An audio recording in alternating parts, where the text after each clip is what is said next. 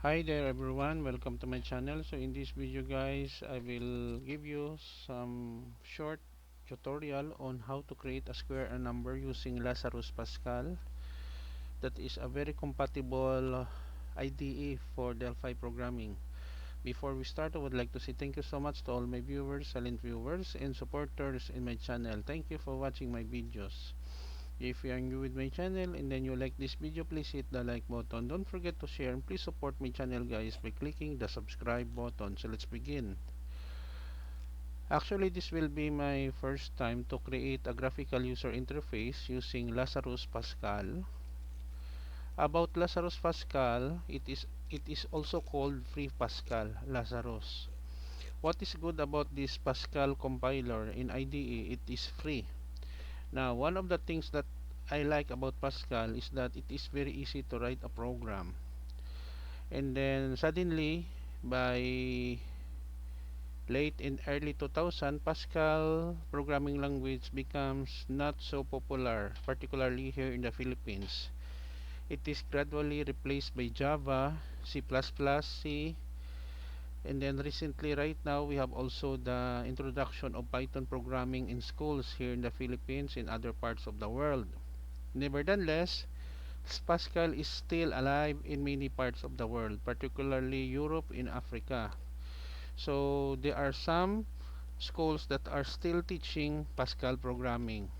So in order to bridge the gap, some of the developers created Lazarus Pascal that can create console in graphical user interface or GUI applications in Pascal.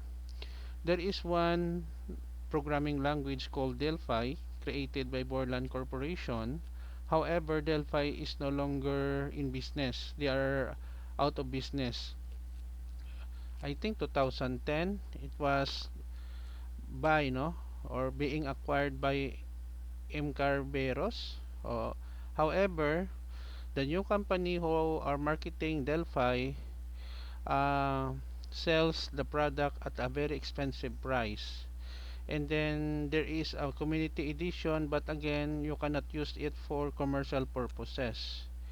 So I do some research and then I find out that Lazarus Pascal is ideal no to create Delphi like programs without spending a dollar from our pocket or money because it is free. There are some small difference, but in terms of functionality I can say maybe 90 to 95% of the code in Pascal or Object Pascal works in um, Free Pascal or Lazarus Pascal. So in this video, I will show you how to write a simple graphical user interface. We will call this program a square a number. So I have here a label and then a text box. So the text box here is being called TEDET, similar in Delphi. And then I have three buttons. No? So one of the things that I can recommend to everyone if you want to improve no or want to learn Pascal, you have to study the fundamentals. During my college days at University of Negros Occidental Recoletos, the first programming language that is being taught to us is Pascal using Turbo Pascal. I remember Turbo Pascal 5.0 in DOS. Again, the problem with Borland, the Turbo Pascal thing is no longer available in Windows application, particularly nowadays. Most common computer runs with Windows 10 and Windows 11. Older computers can still run Windows 7. So it is not easy, or very impractical in nowadays to use still Turbo Pascal in a DOS base, no. All we need is to have Windows based IDE or compiler just like Lazarus or Delphi. So we have here three buttons. So in the three buttons here, let's see for example compute. So we have here hint, similar to toolbox to display a hint, and then we have here show int. So visibility true, show int should be true, and then clear and then quit. So we have here uh, t edit 1 or edit 1 and edit 2, no? So the edit one will ask the user to give number, and then the edit 2 will display the square of a number. So let us go with compute button. We just double click this one. So every program in Lazarus Pascal, especially you are creating a form, it will create this header procedure T form button click, and then I declare a variable var input number comma result number colon double. So this is the variable declaration in Pascal. If try string to float edit 1 input number, then begin error handling this one, checking for invalid number, it will square a number. So the result number will act as an assignment operator, assignment statement, and then the colon equals will be assignment operator. We just multiply number by itself.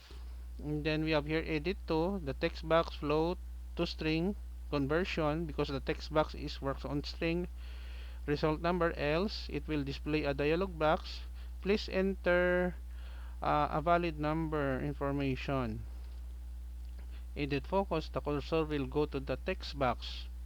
And then for the second text box, the clear, double click. So we have here edit 1 text colon equals space space. Edit 2, we will have a blank value here and set focus. And then lastly, we will have the quit. When the user will click this button, it will ask the user, do you want to quit? Yes or no? If yes, the close statement will close the active form. Else, form 1 will show, and edit 1, the cursor will be set focus. Okay? So let us click the run button here to compile and run. Take a closer look. Oh, it will create an executable file. So let's say if we have 6, click the compute button. As you can see, we have here, click here to compute the square value of the given number. When we click, we have 36. Click here to clear the text box. It will clear. Assuming that we want to click the compute button and then the text box in edit 1 is blank, it will give us a warning. Please enter a valid number. So we will put another value, let's say 8. Click the compute button, we have 64. Now, after we have done our computation and we want to quit the program, we simply move the mouse here in the quit button, the third button. Click here to quit program, click. It will ask the user, do you want to quit? Click no. It will return here on the give a number, and then it allows us to give a new set of value. So we have 25. Click here, quit. Do you want to continue? Yes. It will exit our program. Okay, that's easy. One of the things that I would like to no, about um, Lazarus Pascal, it will create an executable file, no? So the exe file is only around 25 megabytes, no more than 25 megabytes. And then when we double click, it will run our program. Let's say 7 compute, we have 49 clear. Let's say 6, we have 36 clear, and quit. It creates an executable file that can runs without any dependencies. Okay, so we have 24.5 megabytes, very small executable file, and then it does not requires any DLL or library file in order to run. So to demonstrate, I will copy this file outside, no? Let's say here in drive C, I will paste. Okay, so basically there is no library file here. I will double click, it will execute. See, it will run now. Let's say we have 9, the square value is 81, clear, and then we have quit.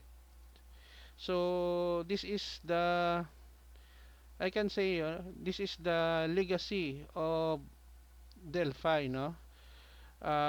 Creating a very sophisticated program easily using Pascal or Object Pascal language, and then creating a true executable program without any libraries or DLL or dependencies, no? So you can make sure that your application is protected by your investment, the code that you have created, because you know that you can only give the user the executable version of your program, not unless the user is willing to pay for the source code of your program. Okay, so that's it guys, no, in our tutorial video on a square a number using Lazarus Pascal, a very compatible Delphi IDE that can be download free, no, just visit their website, there are no costs at all. Thank you so much for watching this video. Don't forget to like, share, and please support my channel guys by clicking the subscribe button. See you in the next video tutorial guys. This is your friend Jake saying bye bye for now.